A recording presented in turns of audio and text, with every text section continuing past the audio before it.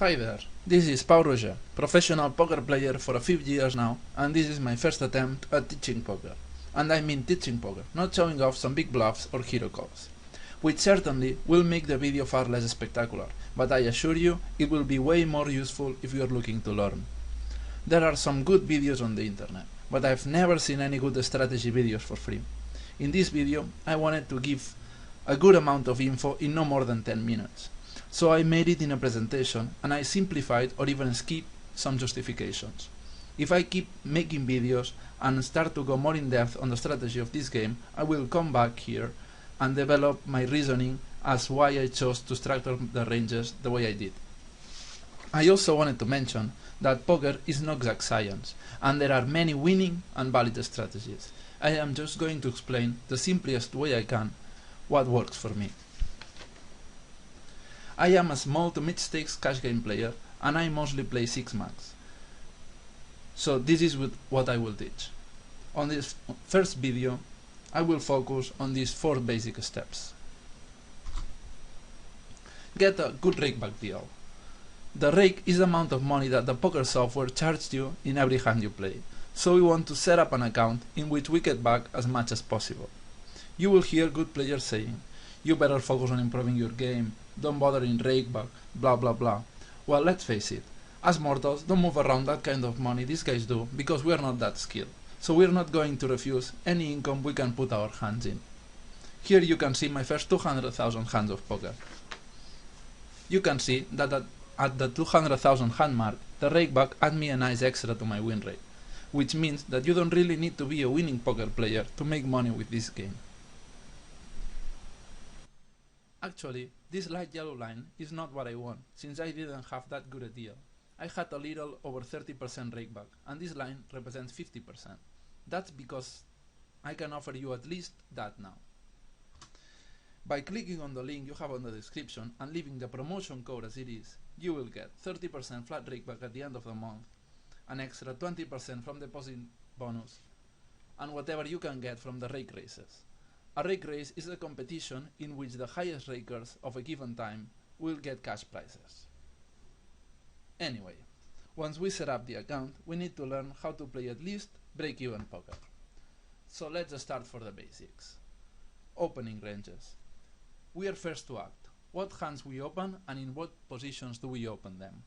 I am just going to show you a few graphs and comment a bit on each. Feel free to pause the video to copy them.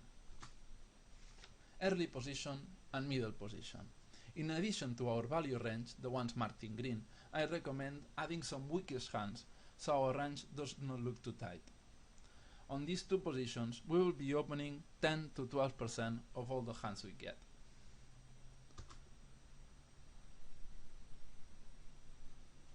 On these first 3 positions, we're gonna make our raise size 3 to 3.5 big blinds. On the cutoff, we're going to widen our range up to 23 to 24% of our holdings, as you can see. Moving on to the button. On the button is where our range is gonna be wider, so we want to set up our raise sizes a bit smaller, as you can see also. We have less players to act, plus we have position, so that's why we increase our hands up to top 40% of our holdings. In this game, position is very important, so we are going to play as many hands as possible, both on the cutoff and the button. Following is the small blind. On the small blind, we only have 1 player left to act, but we don't have position, so I'm going to recommend a range between the cutoff and the button. But note that if you notice that the big blind is folding very often to your raises, you can open as wide as in the button. Moving on to the next chapter. Flatting ranges. Someone who acted before us made a raise. What range of hands will we be calling that raise with?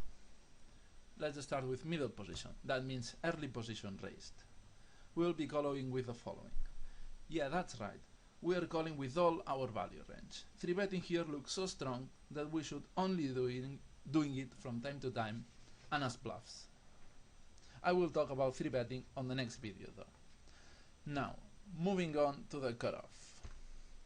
Here we remove the top of our range, since we will mostly be 3-betting it, and we will be calling with an extended value range, which on average will be ahead of the average opening range from our opponents.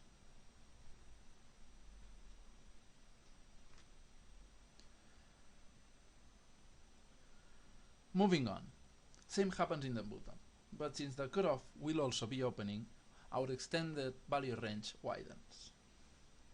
Up to here, I set up our ranges in a way that when we are out of position, statistically, we will have stronger hands than our average opponents.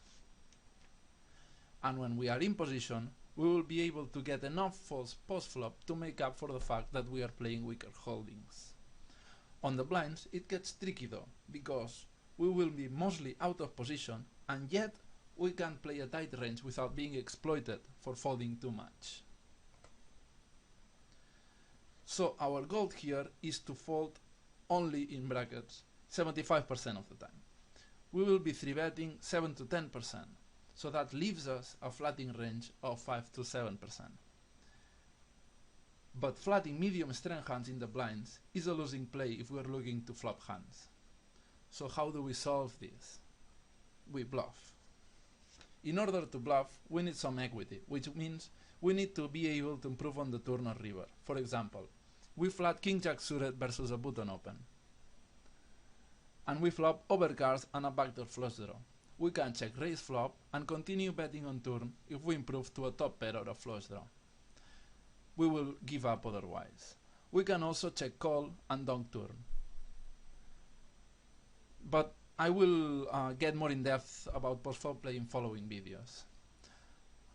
I do want to mention though, don't get over attached to your bluff. Just give it a shot. If they don't work, move on. Give up and move on. We don't need that big a success ratio in order for them to be profitable. And last chapter, isolating versus limpers. If instead of raising, the opponents who act before us just call the big blind, we will be raising the pot from any position with the following range. Players who limped mostly are amateurs or occasional players, so we are not afraid of playing a wide range versus them. When raising this range, we are looking to flop a hand kinda second pair plus, we don't need that strong a hand, and bet it as long as we think there's value in betting. Note that if we are looking for string value, it's because we think that our opponents call too much. That means we should not try to bluff them. So we will be mostly giving up if we don't flop a hand. As easy as that. I did this strategy video for free, and I intend to keep doing so. But this took me many hours, and I won't keep doing it unless I get some decent feedback. These are my goals before I proceed to the second video about 3, 4 and 5 betting pre-flop.